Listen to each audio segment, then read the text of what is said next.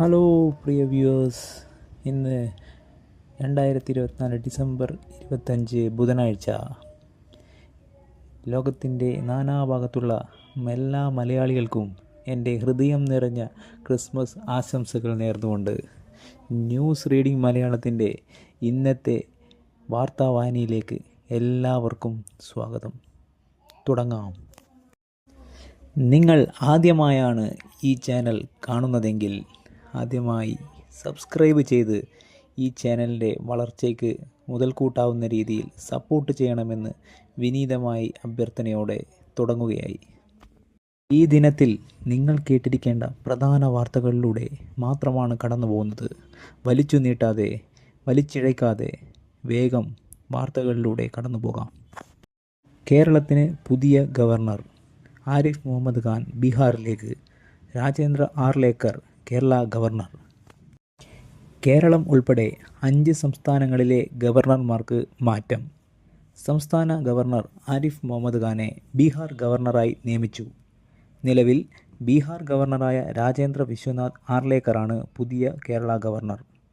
സംസ്ഥാന സർക്കാരുമായി ഭിന്നത നിലനിൽക്കെയാണ് ആരിഫ് മുഹമ്മദ് ഖാൻ്റെ മാറ്റം. ഗോവ മുൻ മന്ത്രിയും നിയമസഭാ മുൻ സ്പീക്കറുമാണ് ആർലേക്കർ. ഗോവ മുൻ മുഖ്യമന്ത്രിയായിരുന്ന മനോഹർ പരീക്കർ 2014 കേന്ദ്ര പ്രതിരോധ മന്ത്രിയായപ്പോൾ അടുത്ത മുഖ്യമന്ത്രി സ്ഥാനത്തേക്ക് പരിഗണിച്ചത് ആർലേക്കറെയായിരുന്നു. ബിലാസ്പൂരിലുള്ള ആരിഫ് മുഹമ്മദ് ഖാൻ 28-ന് തിരിച്ചെത്തിയ ശേഷമായിരിക്കും പുതിയ പദവി ഏറ്റെടുക്കുക. പോസിറ്റീവ് വാർത്തകൾ കേൾക്കുമ്പോൾ മനസ്സിന് എപ്പോഴും ഒരു സന്തോഷമാണ്. ഇന്ന് കേരള പോലീസിൻ്റെ ഭാഗത്തു നിന്ന് വരുന്ന മറ്റൊരു പോസിറ്റീവ് വാർത്തയാണ് വായിക്കാൻ പോകുന്നത്. കഴിഞ്ഞ വർഷം ഡിസംബറിലാണ് കൊല്ലം ഓയൂരിൽ നിന്ന് 6 വയസ്സുകാരിയെ തട്ടിക്കൊണ്ടുപോയ സംഭവം സംസ്ഥാനത്തെ മുൾമുനയിൽ നിർത്തിയത്. 20 മണിക്കൂർ നീണ്ട തിരച്ചിലിനൊടുവിൽ കൊല്ലം ആശ്രാമം മൈതാനത്ത് പ്രതികൾ കുട്ടിയെ എത്തിച്ചു. ഏതാനും മണിക്കൂറുകൾക്കുള്ളിൽ മുഴുവൻ പ്രതികളെയും പോലീസ് പിടികൂടാനും കഴിഞ്ഞു. സംസ്ഥാനത്ത് ഓരോ വർഷവും റിപ്പോർട്ട് ചെയ്യുന്ന കുട്ടികളെ തട്ടിക്കൊണ്ടുപോകൽ കേസുകളിൽ ഭൂരിഭാഗം പ്രതികളെയും പിടികൂടാൻ കേരള പോലീസിന് കഴിഞ്ഞിട്ടുണ്ടെന്ന് കണക്കുകൾ സൂചിപ്പിക്കുന്നു. 2021 മുതൽ 24 ഒക്ടോബർ 8 വരെ ഇത്തരത്തിൽ 405 കേസാണ് സംസ്ഥാനത്ത് രജിസ്റ്റർ ചെയ്തത്. അതിൽ 96% കേസിലും പ്രതികളെ കണ്ടെത്തി. സംഭവങ്ങൾ ശ്രദ്ധയിൽപ്പെട്ടാലുടൻ നടപടി തുടങ്ങുന്നതാണ് പ്രതികളെ വേഗത്തിൽ കണ്ടെത്താൻ സഹായിക്കുന്നത്. കുട്ടികളെ തട്ടിക്കൊണ്ടുപോകൽ കേസുകളിൽ 96%ലും പ്രതികളെ കേരള പോലീസ് പിടികൂടിയിട്ടുണ്ട്. ആരാധനാലയങ്ങളെ ചൊല്ലി പുതിയ തർക്കങ്ങൾ വേണ്ട, വെങ്കയ്യ നായിഡു. ആരാധനാലയങ്ങളെ ചൊല്ലി പുതിയ തർക്കങ്ങൾ ഉയർത്തിക്കൊണ്ടുവരുന്നത് ശരിയല്ലെന്ന് മുൻ ഉപരാഷ്ട്രപതി എം വെങ്കയ്യ നായിഡു. തർക്കങ്ങളെല്ലാം എവിടെയെങ്കിലും വെച്ച് അവസാനിപ്പിക്കണം. അയോധ്യ, കാശി, മധുര എന്നീ 3 ക്ഷേത്രങ്ങളുടെ കാര്യത്തിൽ ചരിത്രപരമായും വിശ്വാസപരമായും തർക്കങ്ങളുണ്ട്. പുതിയ തർക്കങ്ങൾ ഉന്നയിക്കില്ലെന്ന് രാഷ്ട്രീയ പാർട്ടികൾ പൊതുധാരണയിലെത്തണം. പതിറ്റാണ്ടുകൾക്ക് മുൻപ് നടന്നതെന്ന് പറയുന്ന വിഷയങ്ങൾ ഇനിയും കുത്തിപ്പൊക്കി പ്രശ്നങ്ങൾ ഉണ്ടാകരുത്. പുതിയ തർക്കങ്ങൾ രാജ്യത്ത് ഉടലെടുക്കുന്നതിൽ ആശങ്ക പ്രകടിപ്പിച്ചുകൊണ്ടുള്ള RSS മേധാവി മോഹൻ ഭഗവതിൻ്റെ നിലപാട് ജനം സ്വാഗതം ചെയ്തിട്ടുണ്ട്. ഇക്കാര്യത്തിൽ RSS കൈക്കൊണ്ട നിലപാട് മാതൃകാപരമാണ്, വെങ്കയ്യ നായിഡു പറഞ്ഞു. ആരാധനാലയങ്ങളെ ചൊല്ലി പുതിയ തർക്കങ്ങൾ ഉയർത്തി ഹിന്ദുക്കളുടെ നേതാവാകണമെന്ന് ചിലർ കരുതുന്നുണ്ട്. ഇത് അംഗീകരിക്കാനാവില്ലെന്ന് ആരുടെയും പേരെടുത്ത് പറയാതെ മോഹൻ ഭാഗവത് വ്യക്തമാക്കിയിരുന്നു. തെരഞ്ഞെടുപ്പ് ചട്ട ഭേദഗതി കോൺഗ്രസ് കോടതിയിലെന്ന മറ്റൊരു വാർത്തയാണ് വായിക്കുന്നത്. ഇലക്ട്രോണിക് രേഖകൾ പരിശോധിക്കാനുള്ള അനുമതി നിഷേധിക്കും വിധം തെരഞ്ഞെടുപ്പ് ചട്ടം തിടുക്കത്തിൽ ഭേദഗതി ചെയ്ത കേന്ദ്ര സർക്കാരിൻ്റെ നടപടിക്കെതിരെ കോൺഗ്രസ് സുപ്രീം കോടതിയെ സമീപിച്ചു. ഹരിയാന തിരഞ്ഞെടുപ്പുമായി ബന്ധപ്പെട്ട വിവരങ്ങൾ നൽകണമെന്ന പഞ്ചാബ്, ഹരിയാന ഹൈക്കോടതിയുടെ ഉത്തരവിന് പിന്നാലെയായിരുന്നു ഭേദഗതി. അതീവ സങ്കടകരമായ മറ്റൊരു വാർത്തയാണ് വായിക്കാൻ പോകുന്നത്. പൂഞ്ചിൽ വാഹനം കൊക്കയിൽ വീണ് 5 സൈനികർ മരിച്ചു. ജമ്മു കാശ്മീരിലെ പൂഞ്ചിൽ സേനാവാഹനം അപകടത്തിൽപ്പെട്ട് 5 സൈനികർ മരിച്ചു. സൈനികർ സഞ്ചരിച്ചിരുന്ന ട്രക്ക് 300 അടി താഴ്ചയുള്ള കൊക്കയിലേക്ക് മറിയുകയായിരുന്നു. ഡ്രൈവറടക്കം 10 സൈനികർക്ക് ഗുരുതര പരിക്ക്. നിയന്ത്രണ രേഖയ്ക്കു സമീപം ഖഡോവിയിൽ ചൊവ്വാഴ്ച വൈകിട്ട് അപകടം. 5 സൈനികരുടെ മൃതദേഹം പുറത്തെടുത്തു. നിയന്ത്രണം വിട്ട് വാഹനം മറിയുകയായിരുന്നുവെന്ന് പ്രാഥമിക വിവരം. പ്രദേശത്ത് ജമ്മു കാശ്മീർ പോലീസും സൈന്യവും രക്ഷാപ്രവർത്തനം നടത്തുകയാണ്. സൂര്യഗ്രഹണം. ശബരിമല നട അടയ്ക്കുമെന്ന പ്രചരണം തെറ്റ്. ദേവസ്വം. മണ്ഡലപൂജാ ദിവസമായ 26-ന് സൂര്യഗ്രഹണമാണെന്നും അന്ന് ശബരിമലയിൽ കുറച്ചു സമയം നട അടച്ചിടുമെന്നുമുള്ള പ്രചാരണത്തിനെതിരെ തിരുവിതാംകൂർ ദേവസ്വം ബോർഡ് സൈബർ പോലീസിൽ പരാതി നൽകി. പ്രചാരണം തെറ്റാണെന്ന് ദേവസ്വം ബോർഡ് പ്രസിഡന്റ് PS പ്രശാന്തും അംഗം A അജികുമാറും അറിയിച്ചു. സാമൂഹ്യ മാധ്യമങ്ങളിലെ വ്യാജ പ്രചരണം ഭക്തർ ഏറ്റെടുക്കരുതെന്ന് ബോർഡ് അറിയിച്ചു. കുപ്രചരണങ്ങളുടെ കുത്തൊഴുക്കിൽ സത്യങ്ങൾ മറയ്ക്കപ്പെടാതിരിക്കട്ടെ. വാർത്തകൾ ഓരോന്നും ഉത്തരവാദിത്തത്തോടെ ഷെയർ ചെയ്യുക. കിട്ടുന്ന വാർത്തകൾ ആധികാരികതയോടെ മാത്രം ഷെയർ ചെയ്യുക. ഉത്തരവാദിത്തത്തോടെ പെരുമാറുക. അതാകണം ഉത്തമ പൗരൻ. കമ്പോള നിലവാരം. കുരുമുളകിന് 100 രൂപ കുറഞ്ഞു. വെളിച്ചെണ്ണയ്ക്ക് 100 രൂപ കൂടി. കുരുമുളക് അൺഗാർബിൾഡ് ക്വിൻ്റലിന് 100 രൂപ കുറഞ്ഞ് വില 63,200 രൂപയായി. ഗാർബിൾഡിന് 65,200 രൂപയും വെളിച്ചെണ്ണ ക്വിൻ്റലിന് 100 രൂപ വർദ്ധിച്ച് വില 21,700 രൂപയിലും എത്തി. ഗതാഗതം നിരോധിച്ചു. ചിറക്കൽ ഗ്രാമപഞ്ചായത്തിൽപ്പെടുന്ന കാപ്പിലെ പീടിക പള്ളിയാമൂല റോഡിൽ പൊതുമരാമത്ത് വകുപ്പിൻ്റെ പ്രവൃത്തി നടക്കുന്നതിനാൽ ഇതുവഴിയുള്ള ഗതാഗതം 26 മുതൽ ജനുവരി 25 വരെ ഭാഗികമായി നിരോധിച്ചതായി അസിസ്റ്റന്റ് എക്സിക്യൂട്ടീവ് എഞ്ചിനീയർ അറിയിച്ചു. ഇതുവഴി പോകുന്ന എല്ലാവരും ഒന്ന് ശ്രദ്ധിക്കുക. ജില്ലാ കേരളോത്സവം 27 മുതൽ അഴീക്കോട്ട്. സംസ്ഥാന യുവജന ക്ഷേമ ബോർഡും ജില്ലാ പഞ്ചായത്തും സംഘടിപ്പിക്കുന്ന ജില്ലാ കേരളോത്സവം 27, 28, 29 തീയതികളിൽ അഴീക്കോട് ഹയർ സെക്കൻഡറി സ്കൂളിൽ നടക്കും. സ്റ്റേജ് ഇതര മത്സരങ്ങളുടെ ഉദ്ഘാടനം 27-ന് രാവിലെ 9:30-ന് Lalithakala academy vice chairman Eby N Joseph നിർവഹിക്കുമെന്ന് ജില്ലാ പഞ്ചായത്ത് പ്രസിഡന്റ് KK രത്നകുമാരി പത്രസമ്മേളനത്തിൽ അറിയിച്ചു. സ്റ്റേജ് മത്സരങ്ങളുടെ ഉദ്ഘാടനം 28-ന് വൈകിട്ട് 5-ന് സ്പീക്കർ AN ഷംസീർ നിർവഹിക്കും. കുടുംബശ്രീ പ്രവർത്തകർ അവതരിപ്പിക്കുന്ന ജലസംഗീത ശില്പവും അരങ്ങേറും. കണ്ണൂർ ജില്ലാ വികസന സമിതി യോഗം കണ്ണൂർ കളക്ടറേറ്റിൽ ഡിസംബർ 28-ന് രാവിലെ 11-ന് കളക്ടറേറ്റ് ഓഡിറ്റോറിയത്തിൽ ചേരും. യാത്രകൾ ഇഷ്ടപ്പെടുന്നവർക്കായി സന്തോഷ വാർത്ത. KSRTCയുടെ അവധിക്കാല വിനോദയാത്രയിൽ രജിസ്റ്റർ ചെയ്യാം. ഡിസംബർ 26-ന് വൈകിട്ട് 7 മണിക്ക് തലശ്ശേരിയിൽ നിന്ന് മൂന്നാറിലേക്കാണ് യാത്ര. 27-ന് രാവിലെ അടിമാലിയിൽ ഫ്രഷപ്പ് ആയ ശേഷം മൂന്നാർ ബൊട്ടാണിക്കൽ ഗാർഡനിലൂടെ മറയൂരിലേക്ക്, മുരുകുമല ഇരച്ചിപ്പാറ വെള്ളച്ചാട്ടം, കാന്തല്ലൂർ ഫ്രൂട്ട്സ് ഗാർഡൻ, ഭ്രമരം പോയിൻ്റ് എന്നിവ കണ്ട് ചന്ദനക്കാടിലൂടെ ജീപ്പ് സവാരി.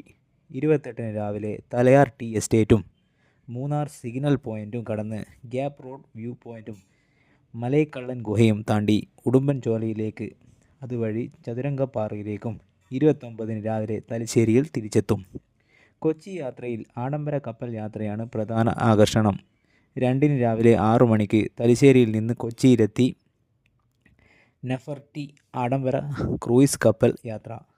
കപ്പലിലെ ഗെയിമുകൾ, live music, buffet dinner, upper deck DJ, visualising effect, theatre സൗകര്യങ്ങളിൽ ഉല്ലസിച്ച് അറബിക്കടലിലൂടെ 5 മണിക്കൂർ യാത്ര. 3-ന് രാവിലെ 5 മണിക്ക് തലശ്ശേരിയിൽ തിരിച്ചെത്തും. 2-ന് തലശ്ശേരിയിൽ നിന്ന് വൈകുന്നേരം 5-നാണ് ഗവി യാത്ര ആരംഭിക്കുക. 5-ന് രാവിലെ 6 മണിക്ക് തലശ്ശേരിയിലെത്തും. ഫോൺ 9497879962. ആവശ്യമുള്ളവർ ബന്ധപ്പെടുക. നാസിക്കിൽ മന്ത്രിയെ ഉള്ളിമാല അണിയിച്ചു എന്നുള്ളൊരു കൗതുക വാർത്തയാണ് അടുത്തതായി വായിക്കാൻ പോകുന്നത്. ഉള്ളിവില കുത്തനെ ഇടിഞ്ഞതിനെ തുടർന്ന് മഹാരാഷ്ട്ര മന്ത്രി നിതേഷ് റാണയുടെ കഴുത്തിൽ ഉള്ളിമാല അണിയിച്ച് കർഷകൻ പ്രതിഷേധിച്ചു. നാസിക്കിൽ തിങ്കളാഴ്ച രാത്രിയാണ് സംഭവം. നാസിക്കിലെ ബംഗ്ലാൻ താലൂക്കിലെ ചിറായ് ഗ്രാമത്തിൽ ഒരു സമ്മേളനത്തിൽ സംസാരിക്കവെയാണ് അപ്രതീക്ഷിതമായി ഒരു കർഷകൻ ഉള്ളി കൊണ്ട് ഉണ്ടാക്കിയ മാല കഴുത്തിൽ അണിയിച്ചത്. ഉള്ളിവില ഇടിഞ്ഞതിനെക്കുറിച്ച് മൈക്കിലൂടെ പരാതി പറയാൻ കർഷകൻ ശ്രമിച്ചെങ്കിലും സുരക്ഷാ ഉദ്യോഗസ്ഥർ അദ്ദേഹത്തെ പിടിച്ചുമാറ്റി. ഇയാൾ ഒരു ഉള്ളി കർഷകനാണെന്ന് പിന്നീട് പോലീസ് വെളിപ്പെടുത്തി. ഓൺലൈൻ തട്ടിപ്പിലൂടെ 2 ലക്ഷം കൈക്കലാക്കിയ പ്രതി അറസ്റ്റിൽ. ഓൺലൈൻ തട്ടിപ്പിലൂടെ യുവാവിൻ്റെ 2 ലക്ഷം തട്ടിച്ച കേസിൽ കണ്ണൂർ സ്വദേശിയെ ആർത്തുങ്കൽ പോലീസ് അറസ്റ്റ് ചെയ്തു. കണ്ണൂർ ചെറുതാഴം പഞ്ചായത്ത് 1-ാം വാർഡ് 7 ഖദീജ മൻസിലിൽ MKP ഷമാനെയാണ് ആർത്തുങ്കൽ സ്റ്റേഷൻ ഓഫീസർ PG മധുവിൻ്റെ നേതൃത്വത്തിൽ കണ്ണൂരിൽ നിന്ന് അറസ്റ്റ് ചെയ്തത്. അക്കൗണ്ട് വിവരങ്ങൾ ശേഖരിച്ച് പോലീസ് നടത്തിയ അന്വേഷണത്തിൽ കണ്ണൂർ സ്വദേശിയുടെ പേരിലുള്ള അക്കൗണ്ടുകളിലേക്കാണ് പണം എത്തിയതെന്ന് കണ്ടെത്തി. ഈ അക്കൗണ്ടിൽ 6 കോടിയോളം രൂപ വിവിധ അക്കൗണ്ടുകൾ വഴി എത്തിയതായും കണ്ടെത്തി. തുടർന്നാണ് ഷമാനെ അറസ്റ്റ് ചെയ്തത്. ഡിജിറ്റൽ അറസ്റ്റ് തട്ടിപ്പിലെ മുഖ്യ സൂത്രധാരൻ പിടിയിൽ. ഡിജിറ്റൽ അറസ്റ്റിൻ്റെ പേരിൽ ആളുകളെ ഭീഷണിപ്പെടുത്തി പണം തട്ടുന്ന ഇന്ത്യൻ സംഘത്തിലെ മുഖ്യ സൂത്രധാരൻ കൊച്ചി സിറ്റി സൈബർ പോലീസിൻ്റെ പിടിയിൽ. ബംഗാൾ സ്വദേശി ലിങ്കൺ ബിശ്വാസിനെയാണ് കൊൽക്കത്തയിൽ നിന്ന് അറസ്റ്റ് ചെയ്തത്. 400-ലധികം ബാങ്ക് അക്കൗണ്ടുകൾ കൈവശം വെച്ച് രാജ്യമെമ്പാടും ശൃംഖലയുണ്ടാക്കിയായിരുന്നു ഇയാളുടെ പ്രവർത്തനം. ചൊവ്വാഴ്ച രാത്രിയോടെ ഇയാളെ കൊച്ചിയിലെത്തിച്ചു. തുടർന്ന് വിശദമായി ചോദ്യം ചെയ്തു വരികയാണ്. രാജസ്ഥാൻ, ഹരിയാന, മുംബൈ എന്നിവിടങ്ങളിലെല്ലാം ഇയാൾക്ക് സഹായികളുള്ളതായി തെളിഞ്ഞിട്ടുണ്ട്. റിട്ടയർ പ്രൊഫസറായ കാക്കനാട് സ്വദേശിയിൽ നിന്ന് 4.12 കോടി രൂപ തട്ടിയെടുത്ത കേസിലാണ് ഇയാൾ Kochi city police cyber crime പോലീസിൻ്റെ പിടിയിലായത്. MTയുടെ ആരോഗ്യസ്ഥിതിയിൽ മാറ്റമില്ല. സ്വകാര്യ ആശുപത്രിയിൽ ചികിത്സയിൽ കഴിയുന്ന MT വാസുദേവൻ നായരുടെ ആരോഗ്യസ്ഥിതി മാറ്റമില്ലാതെ തുടരുന്നു. ശ്വാസതടസ്സം കാരണം 10 ദിവസത്തോളമായി അദ്ദേഹത്തെ ആശുപത്രിയിൽ പ്രവേശിപ്പിച്ചിട്ട് ഇപ്പോഴും ICUവിൽ വിദഗ്ധ ഡോക്ടർമാരുടെ നിരീക്ഷണത്തിലാണ്. ഹൃദയാഘാതം ഉണ്ടായതിനെ തുടർന്ന് കഴിഞ്ഞ ദിവസം MT ഗുരുതരാവസ്ഥയിലായിരുന്നു. ക്രിസ്മസ് ആഘോഷങ്ങൾക്കിടയിലെ ആക്രമണം. BJPക്കെതിരെ ഓർത്തഡോക്സ് സഭ തൃശൂർ ഭദ്രാസനാധിപൻ. ക്രിസ്മസ് ആഘോഷങ്ങൾക്കിടയിലെ ആക്രമണങ്ങളിൽ രൂക്ഷ വിമർശനമുയർത്തി ഓർത്തഡോക്സ് സഭ തൃശൂർ ഭദ്രാസനാധിപൻ യഹൂനോൻ മാർ മിലിത്തിയോസ്. രാജ്യത്ത് സവർണ ഹിന്ദുക്കൾ അല്ലാതെ മറ്റാരും പാടില്ലെന്ന സംഘപരിവാർ അജണ്ടയുടെ ഭാഗമായാണ് ആക്രമണങ്ങൾ. എന്നാൽ അത് നടപ്പാക്കുകയെന്നത് അത്ര എളുപ്പമല്ല. തന്ത്രത്തിലൂടെയേ സാധിക്കൂ. ആ തന്ത്രമാണ് പ്രധാനമന്ത്രി നടപ്പാക്കാൻ ശ്രമിക്കുന്നതെന്നും അദ്ദേഹം ആരോപിച്ചു. കുട്ടികളെ തോൽപ്പിക്കുന്നത് സർക്കാർ നയമല്ല. മന്ത്രി V ശിവൻകുട്ടി. ദേശീയ വിദ്യാഭ്യാസ നയം മുന്നോട്ട് വയ്ക്കുന്ന 5ലെയും 8ലെയും പൊതുപരീക്ഷകളെ തുടർന്ന് കുട്ടികളെ പരാജയപ്പെടുത്തുക എന്നത് കേരള സർക്കാരിൻ്റെ നയമല്ലെന്ന് മന്ത്രി V ശിവൻകുട്ടി. 2009-ലെ വിദ്യാഭ്യാസ അവകാശ നിയമം ഭേദഗതി വരുത്തി കേന്ദ്ര സർക്കാർ പുറത്തിറക്കിയ വിജ്ഞാപനം കുട്ടികളെ അവരുടെ പക്ഷത്തു നിന്ന് മാത്രമേ കേരളം പരിഗണിക്കൂ എന്നും അദ്ദേഹം അറിയിച്ചു. MR അജിത് കുമാറിനെതിരെ P വിജയൻ കോടതിയിലേക്ക്. സംസ്ഥാനത്തെ മുതിർന്ന പോലീസ് ഉദ്യോഗസ്ഥർ തമ്മിലെ തർക്കം കോടതി കയറുന്നു. കരിപ്പൂർ സ്വർണ്ണക്കടത്തുമായി ബന്ധപ്പെട്ട PV അൻവർ MLAയുടെ പരാതിയിൽ ADGP MR അജിത് കുമാർ നൽകിയ മൊഴിക്കെതിരെയാണ് ADGP P വിജയൻ കോടതിയെ സമീപിക്കാൻ ആലോചിക്കുന്നത്. ഇക്കാര്യത്തിൽ സമർപ്പിച്ച പരാതിയിൽ 2 മാസമായിട്ടും നടപടിയൊന്നും ഉണ്ടാകാത്ത സാഹചര്യത്തിലാണിത്. ഇതിനായി സർക്കാരിൻ്റെ അനുമതി തേടും. ആരോപണങ്ങൾക്കു പിന്നാലെ അജിത് കുമാറിൽ നിന്ന് പോലീസ് മേധാവി മൊഴി രേഖപ്പെടുത്തിയിരുന്നു. ഡോളറിനെതിരെ മുഖം നഷ്ടമായി രൂപ. ഡോളറുമായുള്ള വിനിമയ നിരക്കിൽ വീണ്ടും മൂല്യം നഷ്ടമായി രൂപ. ചൊവ്വാഴ്ച ഡോളർ ഒന്നിന് 85.20 രൂപയെന്ന നിലയിലേക്കാണ് രൂപ ഇടിഞ്ഞത്. അതായത് $1 വാങ്ങാൻ 85.2 രൂപ വേണം. ചൊവ്വാഴ്ച 9 പൈസയുടെ നഷ്ടമാണ് രേഖപ്പെടുത്തിയത്. തുടർച്ചയായ 6ാം ദിവസമാണ് ഡോളറുമായുള്ള വിനിമയത്തിൽ രൂപ റെക്കോർഡ് താഴ്ചയിലെത്തുന്നത്. തിങ്കളാഴ്ച ഇത് 85.13 രൂപയിലെത്തിയിരുന്നു. രൂപയുടെ മൂല്യം നിശ്ചിത നിരക്കിൽ പിടിച്ചു നിർത്താൻ RBI ശ്രമിക്കുന്നില്ല. വലിയ ചാഞ്ചാട്ടങ്ങൾ ഒഴിവാക്കുന്നതിനു മാത്രമാണ് ഇടപെടൽ. അങ്ങനെയെങ്കിൽ രൂപയുടെ മൂല്യം ഇനിയും താഴേക്ക് പോകാനാണ് സാധ്യതയെന്ന് വിനിമയ വിപണിയിലുള്ള വിദഗ്ധർ സൂചിപ്പിച്ചു. സ്വർണം പവന് 80 രൂപ കുറഞ്ഞു. 3 ദിവസം മാറ്റമില്ലാതെ തുടർന്ന സ്വർണ്ണവിലയിൽ ഇടിവ്. ചൊവ്വാഴ്ച പവന് 80 രൂപ കുറഞ്ഞ് 56,720 രൂപയായി. ഗ്രാമിന് 10 രൂപ കുറഞ്ഞ് 7,090 രൂപയിലെത്തി. തിങ്കളാഴ്ച പവന് 56,800 രൂപയിലും ഗ്രാമിന് 7,100 രൂപയിലുമായിരുന്നു വ്യാപാരം. അന്താരാഷ്ട്ര വിപണിയിൽ ക്രിസ്മസ് ആഘോഷ തിരക്കിലാണ്. അതിനാൽ വിലയിൽ കാര്യമായ മാറ്റം വന്നിട്ടില്ല. ഇതാണ് കേരളത്തിലും പ്രതിഫലിച്ചത്. അന്താരാഷ്ട്ര വിപണിയിൽ ഒരു ട്രോയ് ഔൺസ് തനിത്തങ്കത്തിന് $2,614 ചൊവ്വാഴ്ച വ്യാപാരം. സ്പോർട്സ് വാർത്തകളിലേക്ക് വന്നാൽ പ്രധാനപ്പെട്ട വാർത്ത ഇന്ത്യൻ ഒളിമ്പിക്സ് മെഡൽ ജേതാവ് PV സിന്ധുവിൻ്റെ വിവാഹ വാർത്തയാണ്. PV സിന്ധു വ്യവസായിയും പോസിടെക്സ് ടെക്നോളജീസ് എക്സിക്യൂട്ടീവ് ഡയറക്ടറുമായ വെങ്കിട ദത്തയാണ് വിവാഹം ചെയ്തത്. ക്രിക്കറ്റ് വാർത്ത ഇന്ത്യ ഓസ്ട്രേലിയ 4-ാം ടെസ്റ്റ് നാളെ തുടക്കം.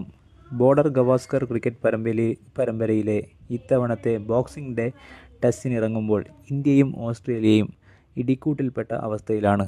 പരമ്പരയിലെ 3 മത്സരങ്ങൾ കഴിഞ്ഞപ്പോൾ ഇരു ടീമുകളും ഓരോ മത്സരങ്ങളായി ജയിച്ചു. ഒന്ന് സമനിലയിലായി. 2 ടെസ്റ്റുകൾ മാത്രം ബാക്കി നിൽക്കെ മെൽബണിൽ ജയിക്കുന്ന ടീമിന് പരമ്പര സ്വന്തമാക്കാൻ വഴി തെളിയും. അതാണ് ടീമുകളുടെയും കളിക്കാരുടെയും സമ്മർദ്ദം കൂട്ടുന്നത്. മെൽബൺ ക്രിക്കറ്റ് ഗ്രൗണ്ടിൽ വ്യാഴാഴ്ച പുലർച്ചെ 5 മണി മുതലാണ് മത്സരം. പരിശീലനത്തിനിടെ മുട്ടിന് പരിക്കേറ്റ ഇന്ത്യൻ നായകൻ രോഹിത് ശർമ്മ കളിക്കുമെന്ന വാർത്തയാണ് പുറത്തുവരുന്നത്. രോഹിത് ബാറ്റിംഗ് പരിശീലനം നടത്തുകയും ചെയ്തു. ഇതോടെ ബാറ്റിംഗ് നിരയിൽ മാറ്റങ്ങളുണ്ടാകില്ല. മത്സരത്തിന് മുൻപ് നടത്തിയ പത്രസമ്മേളനത്തിൽ രോഹിത് അധിക സ്പിന്നറെ കളിപ്പിക്കാൻ സാധ്യതയുണ്ടെന്ന് സൂചന നൽകിയിരുന്നു.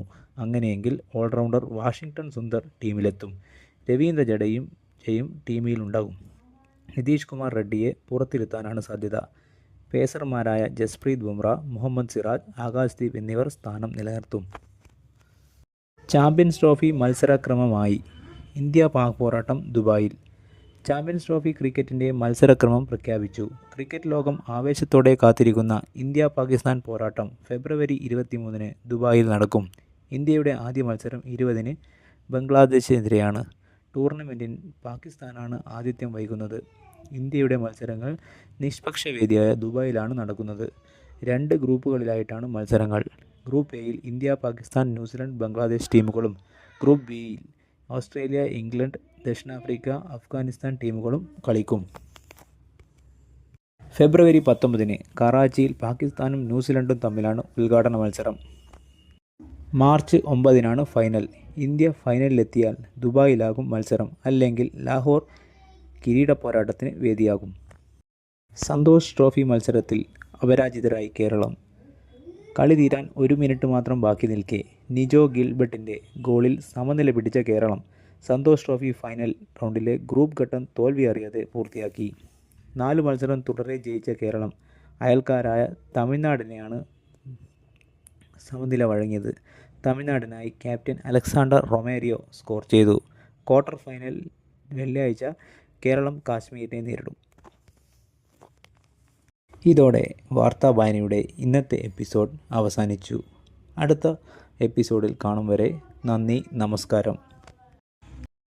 ന്യൂസ് റീഡിംഗ് മലയാളം ചാനൽ ഇഷ്ടമായാൽ സബ്സ്ക്രൈബ് ചെയ്ത് സപ്പോർട്ട് ചെയ്യണമെന്ന് അഭ്യർത്ഥിക്കുന്നു.